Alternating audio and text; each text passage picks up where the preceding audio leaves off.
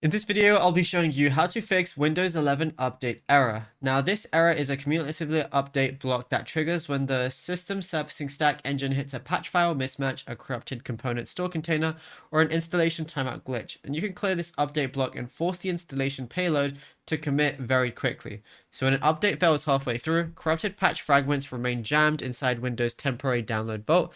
So forcing a hardware purge clears the lane for a fresh data stream. Press the Windows key and then type in CMD, and you're going to see command prompt right here, but you want to run it as administrator. Press yes when the pop-up comes up, and then what you want to do is copy each of these lines and then just paste them right here.